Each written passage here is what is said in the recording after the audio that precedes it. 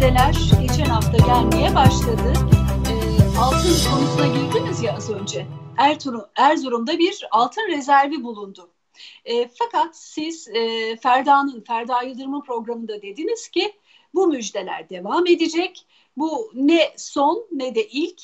Bu tür müjdeler yer altından yer üstünden gelmeye devam edecek. Öngörünüz nedir? Erzurum'la açtık. Devamında ne olabilir yurtta?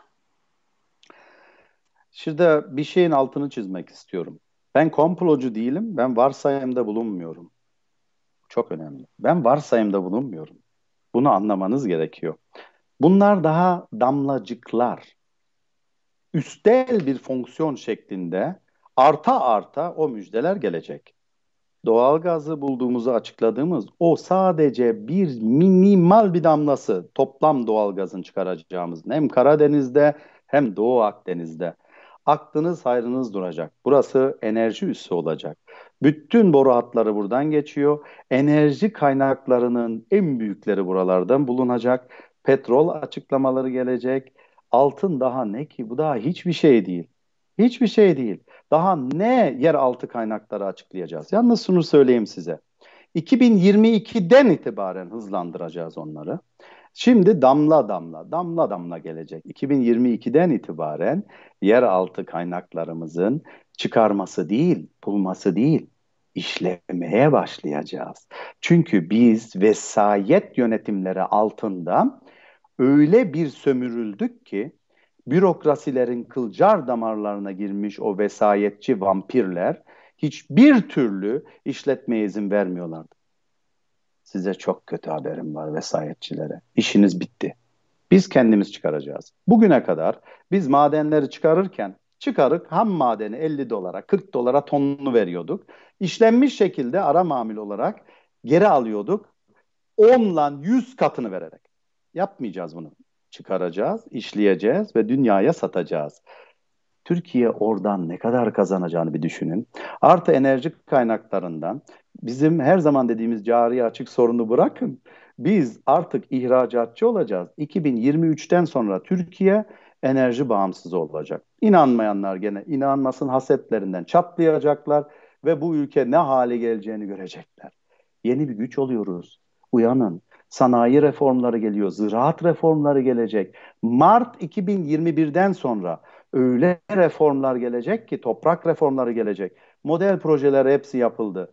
Biz bütün dünyaya mallarımızı satacağız ve bir müjdem daha var. Avrupa'da yaşayan insanlara. Şimdi cevabını biraz verelim bu işin işte bağlamamız lazım. Hepsi birbirine bağlı. Siz orada yıkılan bir ortamda mı yaşamak istiyorsunuz? Yoksa dünyanın yeni lider ortamında mı yaşamak istiyorsunuz? Refahın, gücün ve çok önemli bir şey var. Burada adalet, hak ve hukukun da artacak bir ortamda mı yaşamak istiyorsunuz? Seçenek sizin. Toprağınızı satmayın. Bunu altını çize çize söyledim. Bir, bir slogan var benden. Fabrikadır. Toprak fabrikadır üretim için. Hem altından çıkaracağımız hem üstüne ektiğimizde. Amma ve lakin toprağınızı satmayın dedim. Erzurum'dan sonra bana o kadar insan yazdı ki iyi ki satmamışım abi. Altın bulundu. Altın düşünün. 5 liralık toprağınız kaç kat katına yükselecek. Buna alışın. Bütün Türkiye'de olacak bu. Onlar Avrupa'dan buradan çalışmaya gelecekler. Evet. Bugün o kibirle çok iyi biliyorum onların kibirini. Kendilerini beğenmişliklerini, Türklere öyle hor bakmalar. Neden öyleler biliyor musunuz? Çünkü bizden korkuyorlar. Tarihi bilenler bizden korkuyor. Helmut Kohl'un bir sözü vardı. Neden bizi Avrupa Birliği'ne almıyorsunuz diye bir devlet adamımızın sorusuna şunu demişti. Siz ileride yükselip bizi ezip yok edersiniz dedi. Korkuyoruz dedi. Kendisi bir tarihçiydi biliyorsunuz. Tarihi iyi okuyanlar şunu unutmasın. Biz 5000 yıllık bir kadim tarihe sahibiz. O 5000 yıl içinde ne kadar uzun vadelerde dünyanın hükümdarlıklarını yapmışız. Ya cihan imparatorlukları kurmuşuz ya bölgesel imparatorluklar. Çok kısa bir süredir bir geçiş sürecinden sonra bu kaderimizdir, yükseleceğiz. Ama ben burada anlatırken bunları mistik anlamda anlatmıyorum. Rasyonel anlamdaki stratejileri anlatıyorum size. Ve şunu söylüyorum, davet ediyorum. Söylediklerimi takip edin. Hepsi tek tek olduğunda Artık ne yaparsınız bilmiyorum. Siz şunu unutuyorsunuz. Ben bir metasofum. Metasofi ilmi devlet yönetiminin ilmidir. İnsan ilmidir. Öngörüyü ondan yaparsınız. Varsayım değildir, kesindir. Net ve açıktır. İşte bu çok önemli. Burada bir şey söylemek istiyorum Ömer Hanım. Buyurun. Metasofiofficial.com sitemden ulaşabilirler metasofik bilgilere. Bize de ulaşabilirler. Ekibimle birlikte yepyeni bir proje başlattık. Bütün Türkiye ve dünyayı uluslararası konsorsiyumdan ve ulusal konsorsiyumlarla ticari projeleri, yatırımcıları ve yatırım arayanları, projelerini, kendi şirketlerini, ürünlerini tanıtmak isteyenleri, her ne varsa yöresel, bölgesel, illerde, ilçelerde, beldelerde hepsini bir platformun içine koyup birbirlerinden karşılaştıracağız. Eksikleri burada gidereceğiz. Türkiye durmayacak. Türkiye koşuyor, uçuyor. Görmüyorlar. Çünkü Adresi bütün bir gün daha söyleyin. baktıkları Nasıl aynı şey. ulaşsınlar size? Metasofiofficial.com uluslararası ismi kullandık. Yalnız hem İngilizce hem Türkçedir site. Oradan bilgi edinebilirler, bize ulaşabilirler ve arasından seçeceğimiz insanları temsilci olarak bu projeye dahil edeceğiz. Az önce tarım arazileriyle ilgili toprakları satmayın dediniz. Ancak yakın tarihte Bill Gates Vakfı'nın yetkilileri gelip tarım arazileriyle ilgili görüşmeler yaptılar. Bununla ilgili ne diyeceksiniz? Şimdi belirli isimler zikredilince o zatın ismi gibi hangi şer güçlerin hizmetinde olduğu herkes biliyor artık. O komplocu dediklerimizin bir faydası olduysa böyle konuları meydana taşıdıkları için insanlar da o İnşa edildi, isimlere değil mi? ifşa ederek insanlar da böylece vakıf oldular bu isimlere. Hiçbir türlü tasvip etmiyorum. Bizim gibi güçlenen bir ülke ve geleceğin dünya gücü olacak bir ülke öyle şer güçlerle çalışmaması gerekiyor. Hiç bize gerekmiyor onlar. Bugüne kadar birçok şirket isimlerini söylemeyeceğim. Hepsi ifşa edildi zaten bu işten ilgilenenler. Tarım arazilerimizi zehirlerinden ve tohumlarından zehirlediler, kirlettiler. Biz artık kendi ataerkil tohumlarımızdan, endemik tohumlarımızdan çalışmamız lazım ve verimi öyle artıracağız ki teknolojik anlamda çalışmamız lazım. Biz üretmemiz lazım, teknoloji geliştirmemiz lazım ve eğitimimizi geliştirmemiz lazım. O üç unsur, üretim, eğitim ve teknoloji, onlar da halledilecek. Üretim ve teknoloji eğitimden daha hızlı hareket edecek. Çünkü eğitimde maalesef üzülerek seyrediyorum. Pek yol kat etmiyoruz. Burada iyi izleyin eğitimde hangi adımlar atıldığını. 1947'nin bir Fulbright anlaşması var. Artık çözün o işleri lütfen. Çözmezseniz çözülecek zaten. Türkiye'nin, Türk askerinin Azerbaycan'da olması, Libya'da olması, birçok sınır ötesinde bulunması bazı çevreleri rahatsız edebiliyor. Biliyorsunuz hep bu bir takım gruplar derler ki gitsin Mehmetçik el atsın, bir tarafta der ki ne işimiz var orada. Siz ne işimiz var orada diyenlere çok kızıyorsunuz. Ama neden? Bir terör devleti ve terör koridorları bizim sınırlarımızda kurulmak istenirken Suriye'de, Irak'ta biz kesinlikle orada olmamız gerekiyor. Bir. İki, Libya'da neler olduğunu çok iyi biliyorsunuz son yıllarda. Gaddafi'den sonra Gaddafi indirmeleri kimler yaptığını da çok iyi biliyoruz. O küresel gücün oyunlarıydı. Orada gayet iyi işleyen bir devleti perişan ettiler. Ondan sonra meşru olan bir yönetim oraya geldi. Birleşmiş Milletler'in kabul ettiği meşru bir yönetim. Karşısına o küresel güçler gene kendi köpeklerini saldılar. Hafter'i. Biz doğrusu neyse onun yanındayız. Nereye gidiyorsak hakkın yanındayız. Biz mazlumun yanındayız. Zalime karşıyız. Ondan buradaki bizim işimiz oradan ne ki, şuradan ne ki diyenler artık seslerini kesecekler. Çünkü bizim Mehmetçiğimiz, aslan parçalarımız orada. Bizim gelecekteki çocuklarımız ve torunlarımızın çok daha güzel bir dünyada, çok daha başarılı, güçlü bir Türkiye'de yaşayabilsin diye oradalar. Ne yapmamızı istiyorsunuz?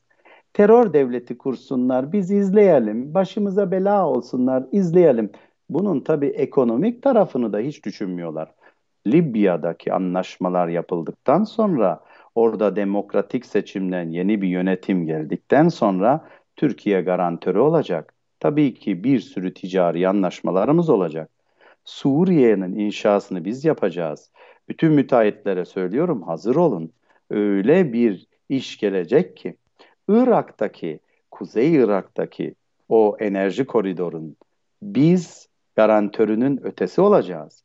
Orada her tarafta biz garantörüz. Ya biz olmayalım.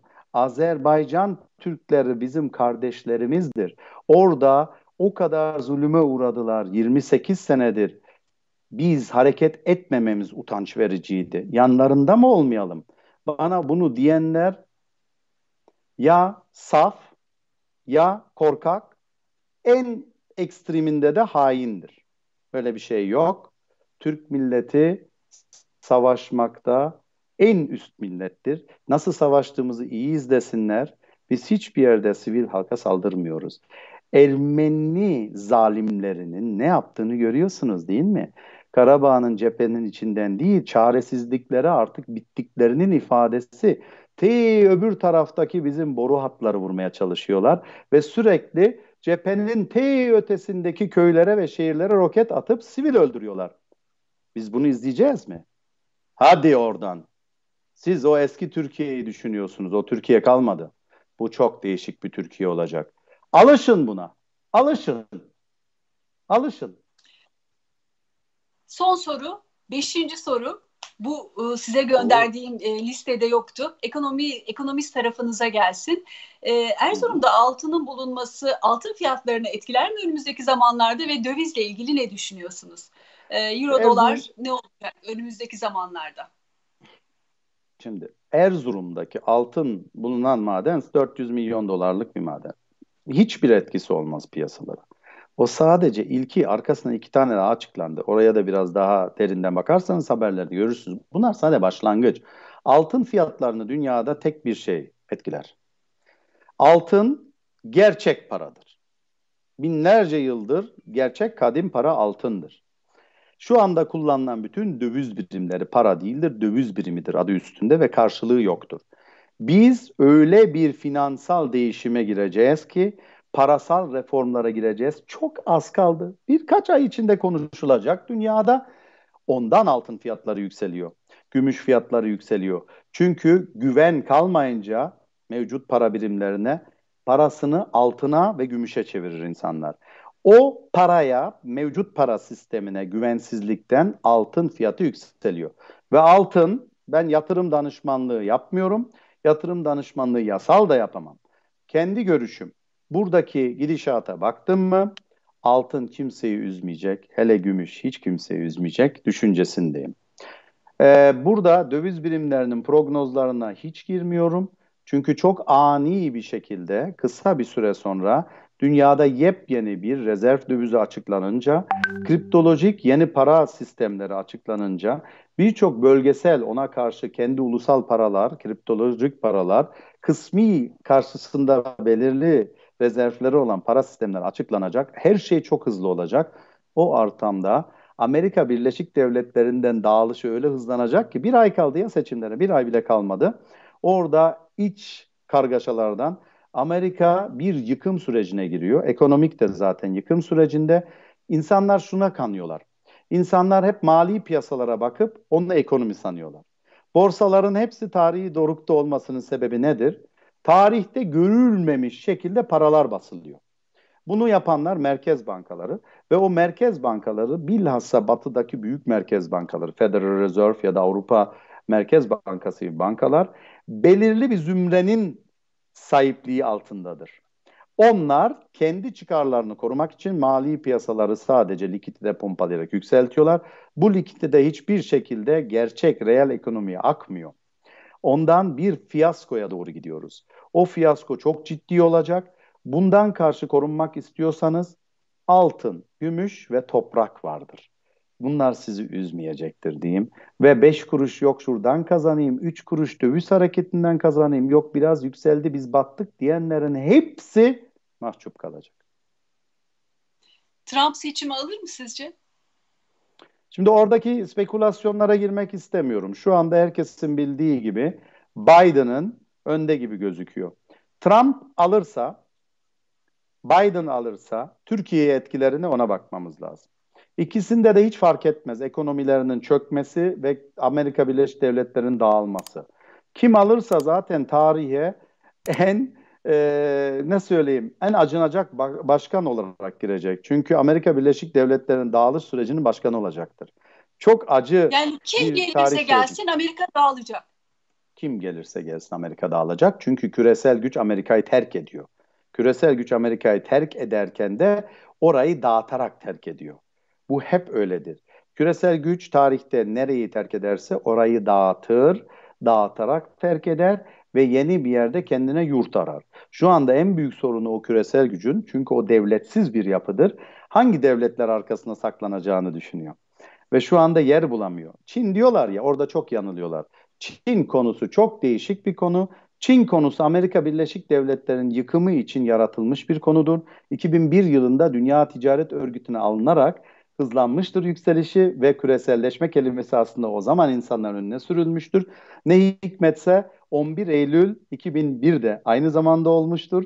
Ne hikmetse bundan 5 sene önce de Yuan, Çin'in döviz birimi bir sepete alınmıştır. IMF'nin bir döviz sepetine SDR diye. Uluslararası yeni para birimi olacak diye düşünülen bir para birimi. En büyük para birimlerinden oluşan bir sepettir. Ama ve lakin uluslararası aslında Yuan'ın Çin dövizinin o sepete alınmaması gerekiyor. Çünkü onun borç tahvil piyasası yok. Bu çok önemlidir. Bunu finanstan anlayanlar bilir. O detaya girmeyeceğim. Ama Amerika Birleşik Devletleri'nde Biden seçilirse köpeklerini şu anda söyleyeyim hemen Birleşik Arap Emirliği'ni ve Suudi Arabistan'ı bugüne kadar beslemelerini bizim üzerimize salacaklar.